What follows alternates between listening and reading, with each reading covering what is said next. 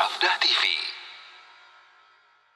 Apabila salafus saleh berselisih dalam suatu permasalahan, maka pada waktu itu wajib kita berhukum kepada dalil dari Al-Quran dan Sunnah. Namun tentunya saudaraku seiman, ada beberapa poin yang harus kita pahami tentang perselisihan salafus saleh, para sahabat terutama, bahwa para sahabat Rasulullah SAW apabila berselisih menjadi dua pendapat, maka tidak boleh kita membuat pendapat yang ketiga. Kenapa demikian? Karena kata para ulama, seakan-akan maknanya itu hanya dua, antara ini dan itu.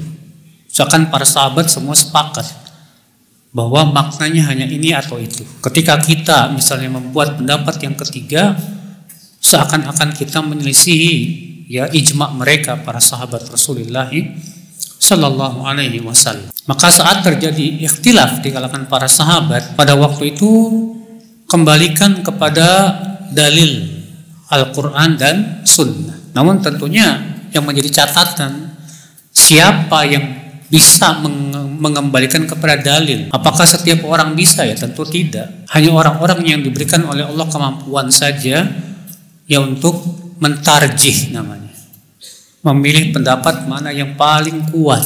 Karena untuk memilih pendapat yang paling kuat itu membutuhkan keilmuan yang dalam, memahami tentang dalil-dalilnya, bagaimana tata cara berdalilnya, kaidah-kaidahnya, bahasa Arabnya, dan yang lainnya. Adapun orang awam, maka orang awam kewajiban mereka adalah fas'alu ahla dzikri in kuntum la ta'lamun. Tanya ahlinya jika kamu tidak tahu. Nah ini akal Islam, saudaraku seiman. Maka perselisihan siapapun wajib dikembalikan kepada Al-Quran dan Sunnah. Allah berfirman dalam surat An-Nisa ayat 59. Fa in tanaza'tum fi syai'in farudduhu ila Allahi war Rasul in kuntum tu'minuna billahi wal yaumil akhir.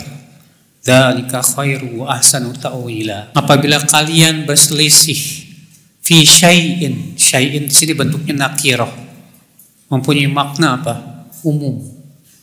Artinya dalam segala perkara, jika kalian perselisihkan, maka kembalikan kepada Allah dan Rasul. Tidak ada ayat yang mengatakan kembalikan kepada pendapat masing-masing, kembalikan kepada madhab masing-masing. Tidak ada. Semua ayat mengatakan kembalikan kepada Allah dan Rasul. Ikhwatul Islam, saudaraku seiman, rahimani wa rahimakumullah jami'an. Kemudian Allah mengatakan in kuntum tu'minuna billahi wal yaumil akhir. Jika kalian beriman kepada Allah dan kehidupan akhirat. Artinya ini konsekuensi iman. Orang yang beriman kepada Allah dan kehidupan akhirat, saat berselisih kembalikan kepada Allah dan Rasul. Cuma masalahnya banyak di antara kaum muslimin yang tidak mau kembali kepada Allah dan Rasulnya. Yang jadi masalah lebih senang kembali kepada adat istiadat, kembali kepada nenek moyang dan yang lainnya. Na'udzubillah. Tentunya itu semua termasuk kekufuran. Kalau Allah mengatakan dzalika khairu wa ahsanu ta'wila. Yang demikian itu yaitu mengembalikan perselisihan kepada Allah dan Rasulnya adalah kebaikan.